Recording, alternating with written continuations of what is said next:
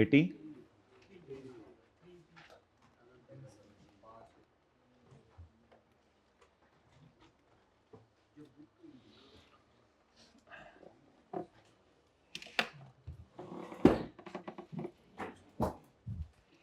समीउल्लाह मिटाया नहीं तुमने? लिखें भाई। पीपी बोले भाई कितना है? 1900 plus 900। Investments 2000। Working 1.1। Investments question के मुताबिक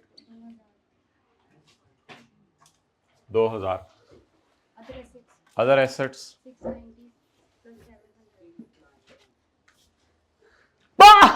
Oh man, what are you doing, man?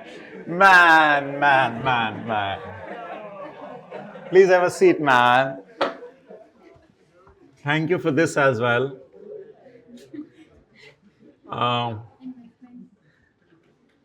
Man. अच्छा भाई, ऐसी सिचुएशन को प्लीज जिंदगी में एंजॉय किया करें। ट्रैफिक ब्लॉक हो जाए या निकलें, इधर उधर वालों को हंसाया करें। जी 690 प्लस शेयर कैपिटल 2500 कितना?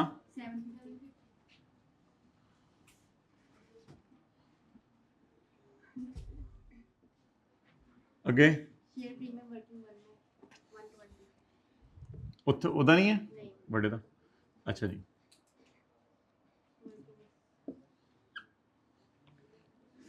वर्किंग वन थोड़ी सी बड़ी बनाइएगा, रजिस्टर से बाहर ना निकल जाए।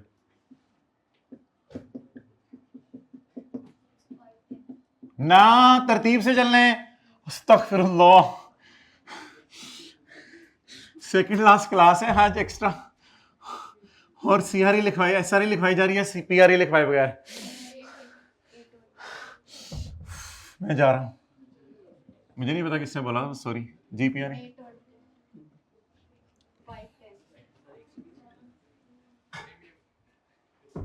120 पुत्र, ये देखना तुझे नजर ना आवे। अच्छा, लायबिलिटीज 1 to 220।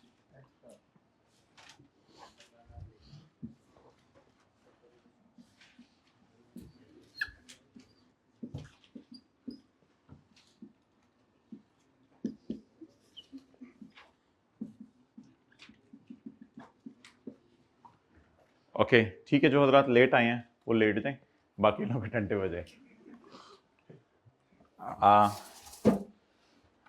बोल के आगे चलें। ऑन यकम अप्रैल 2023, यकम अप्रैल 2023 को व्हाट हैपेंड? यकम अप्रैल 2023 को व्हाट हैपेंड? WL एक्वायर्ड, यानी 9 महीने पहले, साल खत्म होने से 9 मंथ्स पहले, WL acquired 75% shares at the following consideration। ये कौन सा पेज है? at the following consideration। अच्छा माय डियर, प्लीज नोट करना छोड़ दें please. Immediate cash payment of 288 million, further amount of 288 million, इत्तफाकन दोनों अमाउंट्स बराबर हैं, to be paid after 2 years। तो हमारी लैंड ले लो, थोड़े से पैसे ले लो, थोड़े से पैसे ले लेना, थोड़ी सी लैंड ले लो चाहे तो। अच्छा जी, ब्रेक लगा दिया करें। Land, all considerations have been correctly recorded. खुशी में गिर जाए नीचे, गिर जाना नीचे खुशी में, सब कुछ सही रिकॉर्ड हो गया, अल्हम्दुलिल्लाह।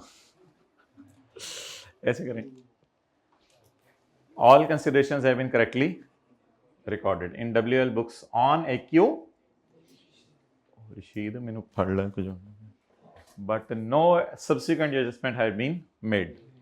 यानी यकम अप्रैल वाली सारी एंट्रीज हो गई हैं, 31 दिसंबर वाली एंट्रीज नहीं हुई, तो इसकी एंट्री बताएं। इन्वेस्टमेंट डेबिट, कैश क्रेडिट, ये यकम अप्रैल को हो गई होगी। इसकी एंट्री बताएं। इन्वेस्टमेंट डेबिट, पेएबल क्रेडिट, लेकिन इसकी पीवी निकाल के एंट्री हो चुकी है। All considerations have been correctly recorded. सारी कंसिडरेशंस जो हमने दी हैं करेक्टली रिकॉर्ड हुई हैं ऑन एक्विजिशन डेट यकम अप्रैल को। इन्वेस्टमेंट डेबिट, पेएबल क्रेडिट वाली एंट्री हो चुकी है, लेकिन 31 दिसंबर 23 को 9 महीने वाली एंट्री नहीं हुई, बस वो कर देते हैं हम। और उसके बाद transfer of WL's free hold land having, ये भी एंट्री हो गई है, बस इसकी एंट्री हुई होगी। ये अल्हम्दुलिल्लाह मेरी लैंड में क्रेडिट हो चुका है 660, और मेरी इन्वेस्टमेंट में डेबिट हो चुका है 710, और CRE में कितना जा चुका है? 60 जा चुका है। इसकी अगली एंट्री कोई नहीं होती, सिर्फ ये हमने पकड़ी है गलती, इसको सही कर दें, बस इस गलती को सही कर दें और खत्म। तो वो बताएं जरा पीवी क्या है? वर्किंग नंबर 8 नहीं, वर्किंग नंबर 8 नहीं। अच्छा, एक छोटा सा काम और भी करना है माय डियर, वो बताएं क्या करना है, जल्दी से बता दें। अच्छा, वो इंशाल्लाह किसी की गलती नहीं होनी, मैं वैसे पूछ रहा हूं आपसे क्या काम करना है। वर्किंग 1 में क्या इन्वेस्टमेंट लेके जानी है, ये भी तो पता चला लेना। अब नहीं है इस पर, ये 2000 तो नहीं जाना ना माय डियर, इसमें तो अब आप बड़े हो गए हो। इसमें अभी वर्किंग 7 वाली कोई पड़ी होनी है, इसमें अदर इन्वेस्टमेंट शायद पड़ी हो, तो ये 2000 तो नहीं है, 2000 तो नहीं वर्किंग 1 में लेके जाना ना। वह वर्किंग 1 में सब रिकॉर्ड करेक्ट हुआ है, इसमें से अपने वाला निकाल ले। तो मुझे अनलकीली एक वर्किंग करनी पड़ेगी जिसमें मैं ओरिजिनल फिगर्स जो उसने करेक्ट रिकॉर्ड की हैं वो 2000 में से निकाल तो सकूं ना। तो 2000 में से क्या जाना है? 2000 में से 288 माइनस कर दें, 2000 में से 288 की पीवी माइनस कर दें, और 2000 में से 710 माइनस कर दें। 710 पड़ा होता है इसमें। 2000 इन्वेस्टमेंट डेबिट, लैंड क्रेडिट, तो 2000 में से ये 3 फिगर्स माइनस कर दें, ताकि बाकी जो फिगर्स बचें वो मेरी बाकी इन्वेस्टमेंट्स होंगी फिर। तो एक छोटी सी वर्किंग और कर लेते हैं, वर्किंग 1.2। माय डियर, मैं इसको पोस्ट नहीं करूंगा, मेरा मकसद है वर्किंग 1 वाली इन्वेस्टमेंट्स निकालना। जी, कितना कैश दे दिया? 280। इसकी डबल एंट्रीज ना करवाइएगा मुझे, इसकी डबल एंट्रीज ना करवाइएगा, ये सब सही रिकॉर्ड हो चुकी हैं। कितना कैश पेएबल है?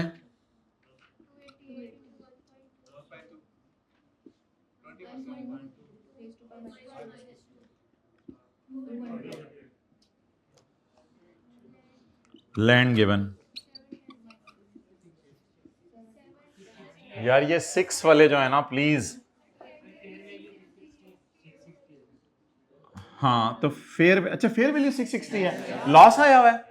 अच्छा, मैं गेन समझ रहा था, माजरत। इन्वेस्टमेंट कितने से रिकॉर्ड हुई? और लैंड 710, लॉस आया हुआ है, लेकिन इसको रिकॉर्ड नहीं करना, इसको रिकॉर्ड नहीं करना, ये हुआ हुआ रिकॉर्ड। तो ये एंट्री हो चुकी है या हमने करनी है? Have been correctly recorded. तो इसमें बताएं इन्वेस्टमेंट अकाउंट में कितना गया होगा। अब मुझे बताएं कि इन्वेस्टमेंट अकाउंट में ये सारा जा चुका है? बिल्कुल, इसको निकाल दें और वर्किंग 1 में ले जाएं। सर आपने इनको यहां क्यों नहीं निकाला? यहां निकाल दें, आप इधर लिख दें -288 -200 -660, वो बड़ी लंबी अप्रोच हो जानी थी। मेरा ख्याल है कि इसको अलग से जरा निकाल लें, 1148, इसको अब यहां से आप निकाल के लेस टेक टू वर्किंग 1। सब करेक्ट रिकॉर्ड हो चुका था, तो मुझे क्यों अलग अलग करना पड़ा? फिर उसने तो करेक्ट रिकॉर्ड कर लिया हुआ था, लेकिन कितना रिकॉर्ड हुआ हुआ था वो नहीं पता ना मुझे सवाल में। या तो सवाल में देता इन्वेस्टमेंट इन सब्सिडरी अलग से, तो वो तो फिर 11480 मुझे बैलेंस शीट में नजर आ रही होती। तो अल्लाह का शुक्र है करेक्ट रिकॉर्ड हो चुका है, लेकिन मुझे फिर भी निकालना पड़ा है। अब इसकी एंट्रीज नहीं करनी, सिर्फ रिक्लासिफाई करना है, इसको इनकी एंट्रीज नहीं करने बैठ जाना। क्या मैं लैंड क्रेडिट करूंगा? ना। क्या मैं पेएबल्स रिकॉर्ड करूंगा?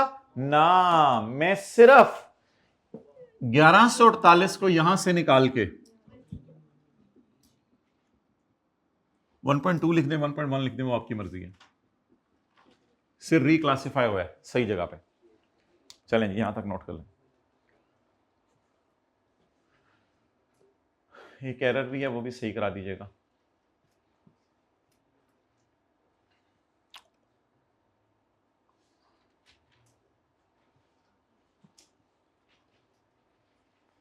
मैं क्यों कर रहा हूं ये दोबारा? उसने तो सही किया हुआ सब कुछ। मुझे पता नहीं ना 2000 में पड़ा कितना है, वो उसके लिए मैंने किया। ओके, इसकी डबल एंट्रीज क्यों नहीं की? कैश क्रेडिट, पेएबल क्रेडिट हुई नहीं है। अच्छा, एक एंट्री मिसिंग है, लेकिन अब मैं बड़ा हो गया हूँ, प्लीज वो एंट्री मुझे डायरेक्ट ही करा दीजिएगा। वो एंट्री होगी इंटरेस्ट एक्सपेंस इन सीआरई डेबिट और पेएबल क्रेडिट। अब ये इसी तरह सोचनी है बस, और यहां आके इंटरेस्ट निकाल लेना है। लेकिन आज माय डियर वो वाली अप्रोच नहीं कि कितने साल रह गए हैं मेंटल होने में। अब सीधी वाली अप्रोच लगाएं, पुरानी वाली। अभी प्रिंसिपल को पकड़ें और इस पर रेट लगाएं बस। प्रिंसिपल पकड़ें, इंटू 9/12, क्योंकि ये सारी चीजें किस दिन आई थी? यकम अप्रैल को।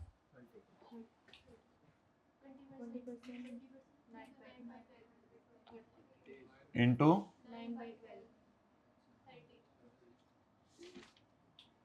Entry CRE debit, payable credit. ओहो, 200 तो मैंने रिकॉर्ड ही नहीं किया, तो इसको बढ़ाऊं कैसे? ऑलरेडी रिकॉर्डेड है। इस 1270 में ये 200 पड़ा हुआ है। इस 1270 में ये 200 पड़ा हुआ है, तो ऐड कितना कर दूं? 30 बस।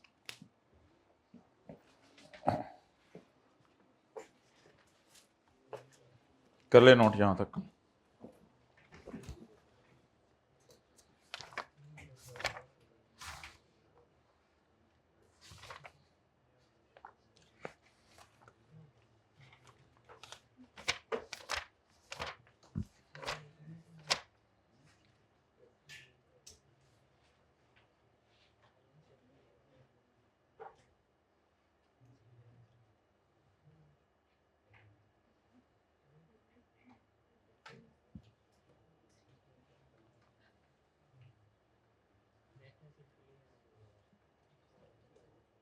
ओके जी, आगे पढ़ें।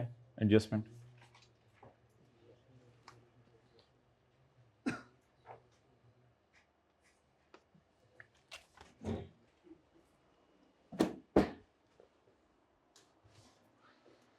ऑल कंसिडरेशन से ऐसे हो गया। At the date of SL's acquisition the carrying value of SL net assets amounted to 11 घंटे बोले भाई। At the date of SL's acquisition, the carrying value of SL net assets was equal to 1132, which was equal to the fair value, except एक surplus है 64 million का, जो कि equipment पे है, वो हमने रिकॉर्ड करना है। तो लिखें, प्री आर इज मिसिंग। नीचे तक सवाल भी बेशक पढ़ लीजिएगा आप लोग, प्री आर ई मिसिंग है। अच्छा, वर्किंग 6 ना कर लें, ब्रॉड डाउन प्लस कुछ। माय डियर, वर्किंग 6 कर लेते हैं, प्री आर ई मिसिंग है तो ब्रॉड डाउन प्लस कुछ। वर्किंग 6 नहीं हो सकती, क्योंकि profit for the year subsidiary का मिसिंग है, तो वर्किंग 6 नहीं हो सकती। वर्किंग 6 में ना सिर्फ एक चीज अवेलेबल है, closing R E. Opening R E भी नहीं अवेलेबल, पैट भी नहीं अवेलेबल। तो इसलिए लिखें प्री आर ई भी मिसिंग है। प्री आर ई तो सीधी सीधी दी होती फिर तो मसला ही हल था ना। प्री आर ई मिसिंग है और वर्किंग 6 से भी नहीं निकल सकती। ये पेपर में कैसे पता चलेगा वर्किंग 6 से नहीं निकल सकती? पैट अवेलेबल नहीं है। प्री आर ई मिसिंग है और वर्किंग 6 से भी नहीं निकल सकती।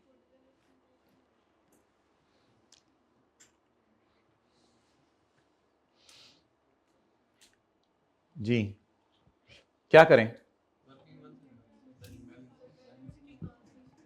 नेट एसेट्स की बुक वैल्यू तो दी हुई है ना, फेयर वैल्यू अलग बात है। नेट एसेट्स की बुक वैल्यू तो दी हुई है। नेट एसेट्स की बुक वैल्यू बताएं। Is it so? ठीक है। अब माय डियर, यहां पर मुझे ये बताएं कि मैं book value of net assets निकाल लूं या fair value of net assets लिख लूं।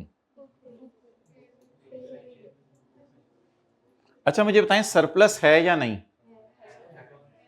बताएं कितना है? 64 का सरप्लस है। अच्छा अब अगर मैं 64 का सरप्लस लूं, 64 का, तो मुझे नीचे क्या चाहिए? Excellent, fair value of net assets. मुझे नीचे क्या चाहिए? फेयर वैल्यू ऑफ, ओहो वो तो carrying value of net assets दी हुई है। बुक वैल्यू ऑफ, यानी carrying value, book value of net assets दी हुई है। मेरे ख्याल से इसमें अगर सरप्लस में डाल दूं तो ये fair value of net assets हो जाएगी। क्या असल में नेट एसेट्स क्या होते हैं? Assets minus liabilities. असल में share capital plus share premium plus retained earning is equal to book value of net assets. अगर मैं इधर डाल दूं एक चीज तो ये क्या निकल आएगी? Fair value of net assets.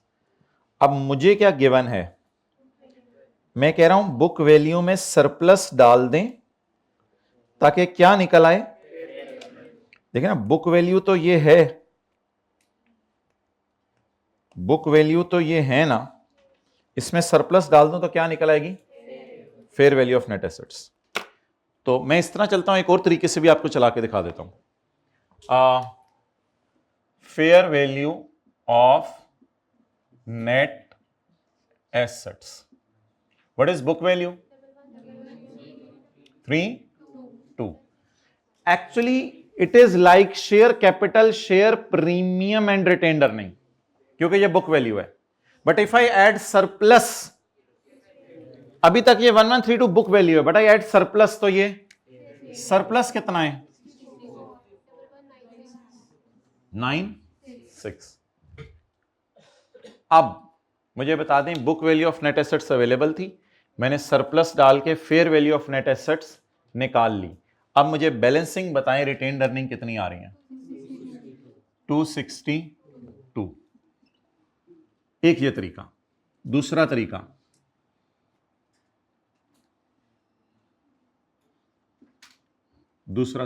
वो शायद कुछ लोगों को अपील कर जाए, दूसरा तरीका, लेकिन ये डब्बा फिर गलत जगह क्लोज हो रहा है।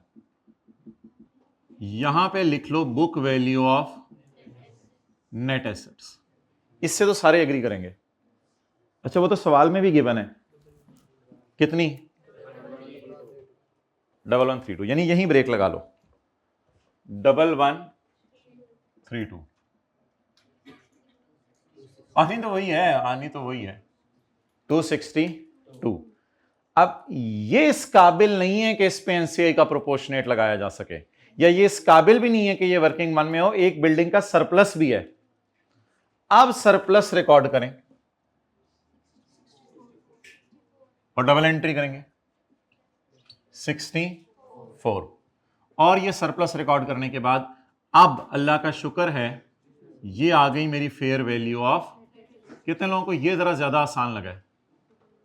बस ठीक है, जैसे भी था, दोनों एक्सेप्टेबल हैं।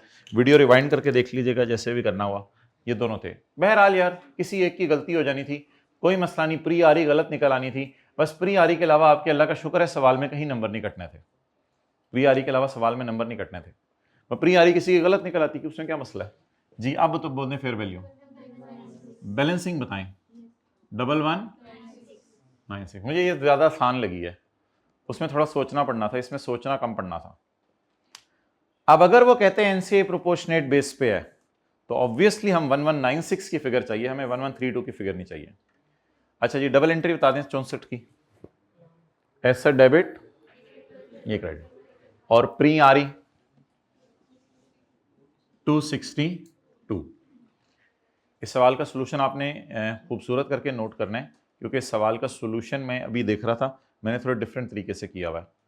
तो इधर मैंने शेयर कैपिटल, शेयर प्रीमियम वगैरह लिखा ही नहीं हुआ, लेकिन ये ज़्यादा अच्छी अप्रोच है जो अभी हमने की है।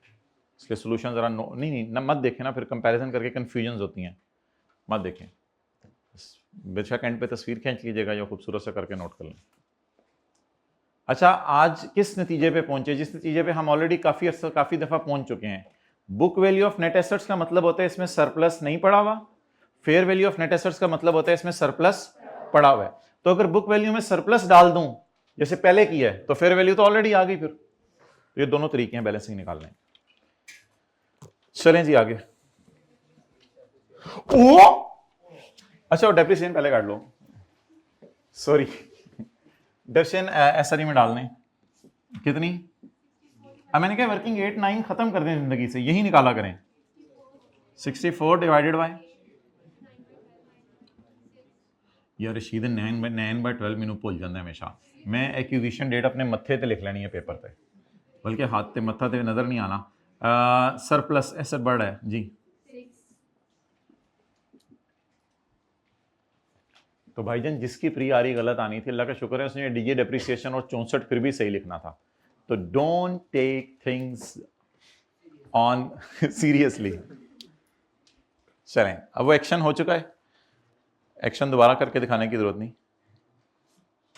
सर जो पेपर आया ना उसमें गुडविल दी हुई थी।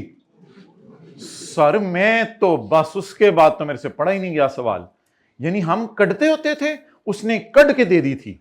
और दूसरा आया अल्हम्दुलिल्लाह सर गुडविल दी हुई थी, मैंने यहां लिखी, और अल्लाह का शुक्र है सवाल भी बड़ा अच्छा हुआ, पेपर भी बड़ा अच्छा हुआ इंशाल्लाह। 320। चलें आगे, बैलेंस शीट में ले जाएं, बोले। अच्छा ये ना कहिएगा कि उसने दी हुई है तो रिकॉर्डेड है, इंपेयरमेंट तो नहीं आ रही नीचे। तो ये ना कहिएगा कि उसने सवाल में, उसने बैलेंस शीट में नहीं दी हुई, उसने वैसे निकाल के आपको दे दिया गुडविल, ने बैलेंस शीट में नहीं दी हुई कि मैं दोबारा रिकॉर्ड कर रहा हूं, बैलेंस शीट में दोबारा नहीं रिकॉर्ड कर रहा, उसने नीचे दी हुई है। सेपरेट फाइनेंशियल स्टेटमेंट में तो पॉसिबल ही नहीं गुडविल का आना।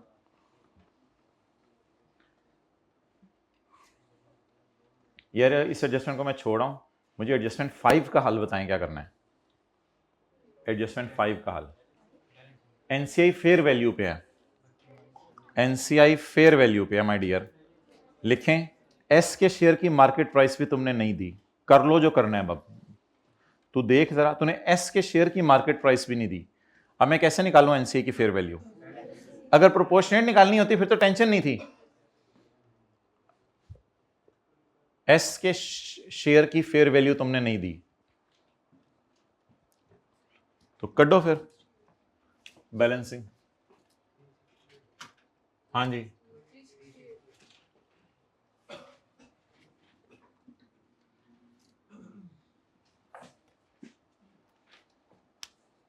डेट वॉज नॉट डिफिकल्ट, ये मेरी नज़र में डिफिकल्ट नहीं है, क्योंकि आपने एस के शेयर की फेयर वैल्यू ढूंढनी थी और नहीं मिलनी थी। एनसीए की फेयर वैल्यू वैसे कभी कभी दे देता है, वो भी नहीं मिलनी थी, तो ये अकाउंट तो पूरा हो ही जाना था। आगे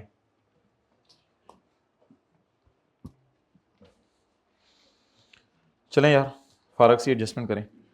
ऑन 1 जुलाई 2023, अब आपको पता है फिक्स्ड एसेट और स्टॉक में भी थोड़ा थोड़े पंगे लेने लग गया, देखते हैं इसमें पंगा लिया उसने नहीं लिया। On 1 July 2023 SL sold a machine to WL. SL कौन है, सब्सिडरी, पता नहीं बाद से सवेरे पेरेंट निकले, सब्सिडरी है, ये वाला काम भी उसने शुरू कर दिया हुआ है। एसएल का पेरेंट के लिए कभी कभी यूज करता है। SL sold a machine to WL for 160 million resulting in a gain of 20। अब डिस्पोजल अकाउंट माने की जरूरत नहीं है, मशीन की रिमेनिंग लाइफ 5 साल है। Out of 160 35 is unpaid. Rashid ਇਹਦੇ ਤੇ नंबर ले आए यार, बाकी तो बाद की गल है। -35 चल छड़ पर अगे आ। तो भाई ये एसोसिएट होता तो फिर ना कैंसिल करते ना, अभी तो कैंसिल कर दें, ये आपस का रिसीवेबल पेबल है, इसमें तो उसने बिल्कुल कोई टफ टाइम नहीं दिया एडजस्टमेंट में। वर्किंग नंबर कौन सी, 8। Gain gross 20 less depreciation 20 divided by into 18।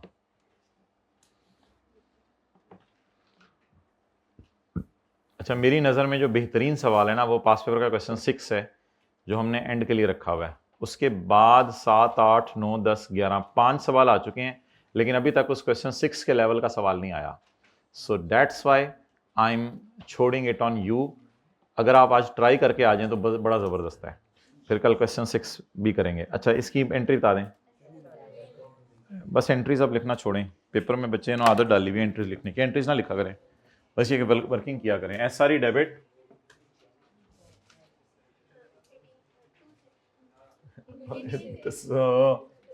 Net से होना है, रिवर्सल ऑफ गेन जो भी है -18।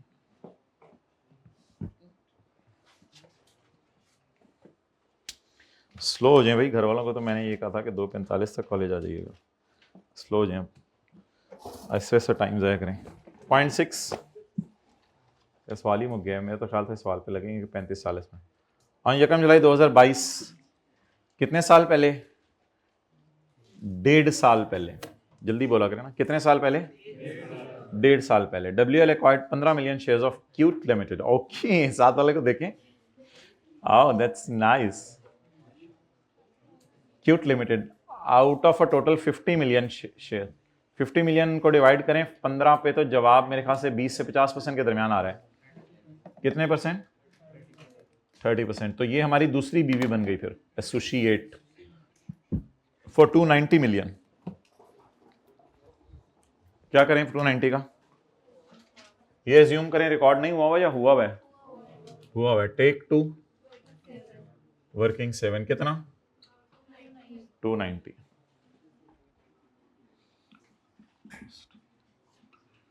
290 वर्किंग 7 भी सोल्यूशन में डिफरेंट तरीके से थोड़ी हुई हुई है, इधर मैं बेहतर करूंगा पुराने फॉर्मेट पे। The investment in CL is carried at cost, अल्हम्दुलिल्लाह इज कैरिड एट कॉस्ट। ये तो 290 किताबों में कॉस्ट पे पड़ा हुआ है, इन्वेस्टमेंट में पड़ा हुआ है।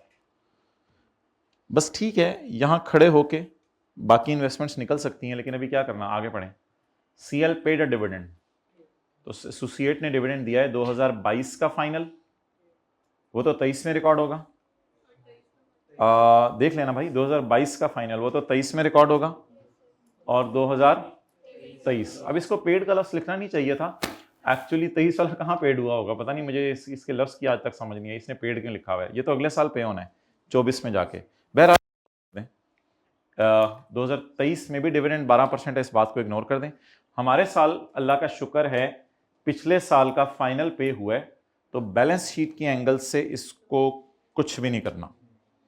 क्वेश्चन 12 के ई टाइप सिनेरियो है पेड वाला, तो बैलेंस शीट के एंगल से इस 2022 के डिविडेंड को कुछ भी नहीं करना। लेकिन वर्किंग 7 में तो जब क्लोजिंग माइनस प्री ना हुई तो फिर देख लेंगे, बाकी तो अभी छोड़ें फिलहाल। ये जरा टीसीआई पैट और ओसीआई, पैट और ओसीआई 2 सालों में क्यों दे दिया है? अच्छा अच्छा, एसोसिएट को पिछले साल का खरीदा हुआ है। तो कोई बच्चे मुझे इसमें से पोस्ट आरई और पोस्ट ओसीआई निकाल दें, क्योंकि क्लोजिंग माइनस प्री से मैं नहीं चल सकता, क्योंकि लिख लें क्लोजिंग और प्री आरई गिवन नहीं है, एसोसिएट की नहीं गिवन यार, देख लें क्लोजिंग और प्री आरई गिवन नहीं है, तो वर्किंग 7 नए तरीके से बनानी पड़ेगी। लिखें कहीं 0.7 के साथ, क्लोजिंग और प्री आरई गिवन नहीं है तो नए तरीके से बनानी पड़ेगी।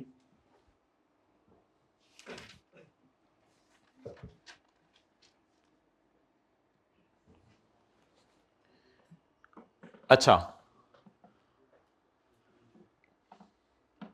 इसी ऊपर करा दो, बंद कर दो बस, छोड़ो, अब तो क्लास खत्म होने लगी है। कोई बंदा वर्किंग 7 मुझे पूरी करके दिखा दे, 2 मिनट ले लें, क्योंकि आगे सवाल तो खत्म हो गया, मेरा कुछ कराने वाला नहीं है भाई। ये बैलेंस शीट का सवाल फॉर द ईयर होता है या एज ऑन होता है? अच्छा, क्या जाता है वहां पे, क्लोजिंग माइनस प्री या पोस्ट, एक ही बात है।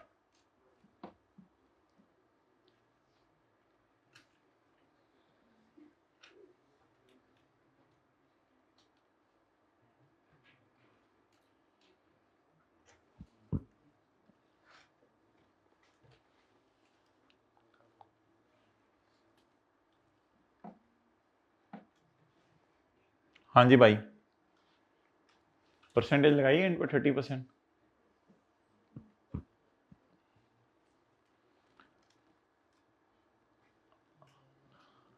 अगर क्लोजिंग और प्री गिवन ना हो तो पोस्ट निकाल लिया करें। माय डियर, मुझे ये लग रहा है पोस्ट पैट है 90 + 40। कितने लोगों को यही लग रहा है? हाथ खड़ा कर दें बस, they people need appreciation. Post PAT है 90 + 40 बिकॉज पिछले साल का आधा। ठीक है, क्लोजिंग आ रही तो गिवन नहीं है, क्लोजिंग आ रही तो 2021-20 पता नहीं कब की, ये सारे प्रॉफिट जमा करके क्लोजिंग आ रही मिलेगी। पोस्ट पैट 2 साल का होना चाहिए या पोस्ट पैट 1.5 साल का होना चाहिए? बोले 2022 का आधा हमारा और 2023 का सारा हमारा, तो ये 1.5 साल का पोस्ट पैट है। पोस्ट पैट जी बोलें, बोलें बोलें बोलें जल्दी। 90 + 40, 18 to 6/12 को नीचे करके शो कर दीजिएगा, वो मुझे उससे कंसर्न नहीं। कितना? इंटू 30%, 31।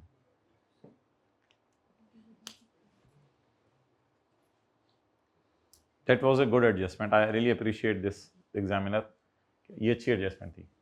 और इसका अब करें 6/12 जीरो का, और इसका तो करना ही नहीं, तो 40 तो सारा ही हमारा है। पोस्ट रिवैल्यूएशन सरप्लस, पोस्ट जी हमारे साल का और पिछले साल का 0, 40 इंटू 12।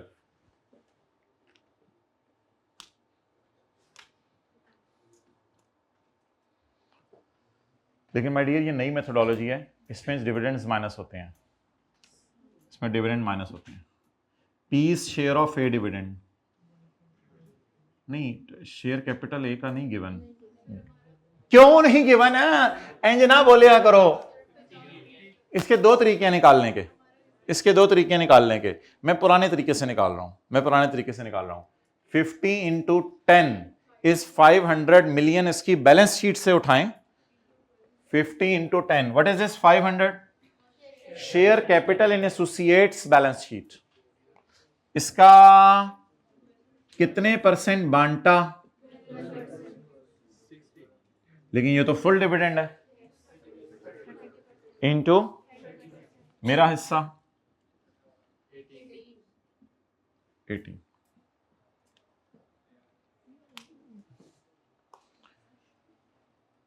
पुत्र अब ये 3 फिगर्स हैं, इनकी डबल एंट्री पूरी कराएं। अब ये 3 फिगर्स हैं, इनकी डबल एंट्री पूरी कराएं। तो यार आपको याद है मैं कहता था 39 - 18 को पकड़ें और यहां ले जाएं, और 12 को CRS में ले जाएं। CRS, please be confident. CRS में PRS पड़ा होगा, CRS में SRS पड़ा होगा, और ARS ले जाएं। लेकिन मजबूरी में एक दफा पहले भी हम CRE में लेके गए थे, क्योंकि पेरेंट का पड़ा ही नहीं हुआ। ये मजबूरी है। तो निहायती शिकस्ता दिल के साथ इधर देखें, 39 - 18 21। निहायती शिकस्ता दिल के साथ ARS लिखें यहां पे। लेकिन ARS की जगह अजीब सी है, ये कितना? 12।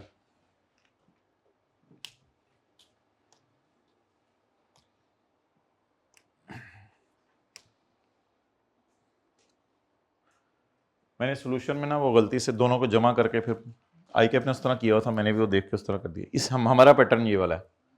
Carry down.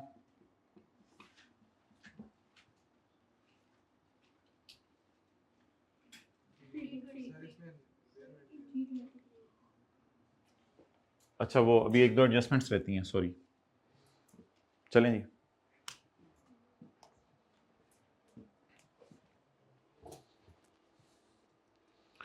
An impairment test carried out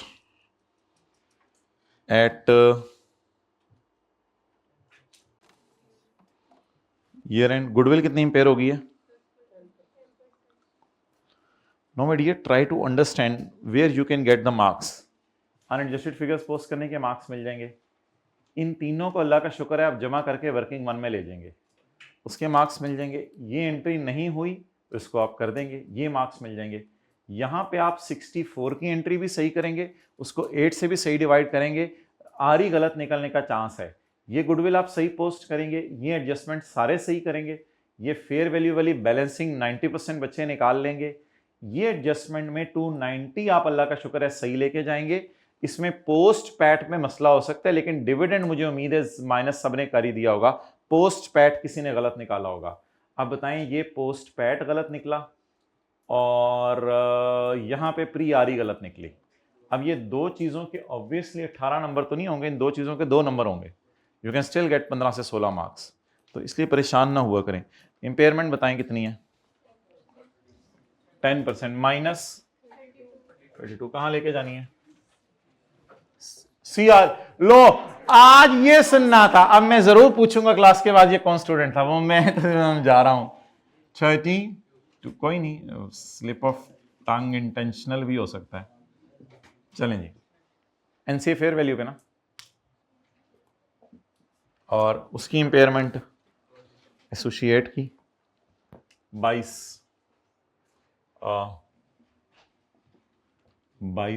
ये तो सीआरई में जाती है 22।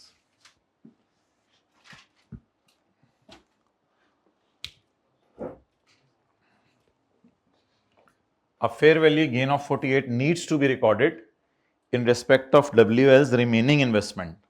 लिख लेंगे, IFRS 9 वाला होगा। A fair value gain of 48 needs to be recorded in P's investment. P की इन्वेस्टमेंट्स में फेयर वैल्यू गेन रिकॉर्ड कर दें। फिर एंट्री सोचें जरा कोई अच्छी सी।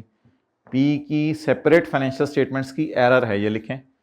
P की सेपरेट फाइनेंशियल स्टेटमेंट्स की एरर है ये।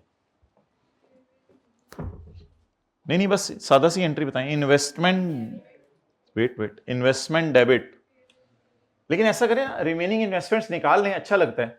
इधर आप 48 भी निकाल लें, ऐड कर देंगे, मुझे कोई मसला नहीं, आई कैप को भी कोई मसला नहीं होगा। लेकिन ऐसे जरा रिमेनिंग इन्वेस्टमेंट्स निकाल लें, कितनी बच गई हैं। ये रिमेनिंग इन्वेस्टमेंट्स है, इनको क्या कहते हैं, इनका गेन रिकॉर्ड कर लो। डबल एंट्री इन्वेस्टमेंट्स डेबिट और पुत्र पेरेंट का सेपरेट फाइनेंशियल स्टेटमेंट की एरर है ना, तो पेरेंट की सेपरेट फाइनेंशियल स्टेटमेंट की एरर है, इसको बस सीआरई में डाल दें। ये 610 what is this? Other investments कितनी, उसको बुलाओ समीर लो। 610 और की चीज रहेगी हो, वर्किंग 7 का कैरी डाउन भी निकलवा दें।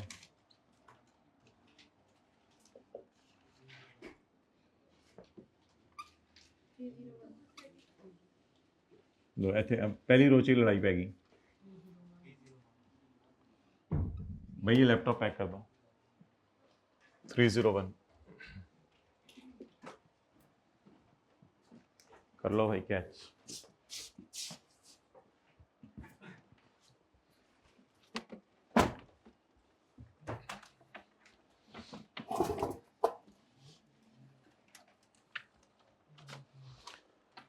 बारिश होने पर दुआ किसने पढ़ी, जरा हाथ खड़ा कर दें। अच्छा, मैं तो इनाम देने के चक्कर में था। अल्लाहुम्मा सय्यिबन नाफ़िया, मेरा ख्याल था पढ़ ली होगी आप, तो सारी सुन्नतों का एहतमाम करते थे। क्या हो गया आपको?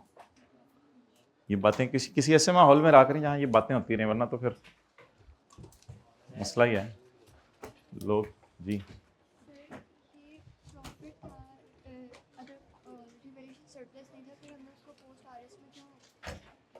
किसको? ओह नहीं, ये 80 का 4/12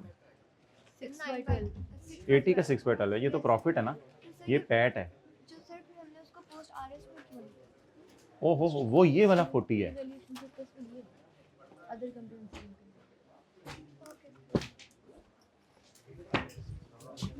भाई वैल्यूएशन होने लगी है, जो हो गया वो भी बता दीजिएगा, जो आप चाहते हैं वो भी बता दीजिएगा। लेकिन इधर उधर की बोंगियां नहीं मारनी।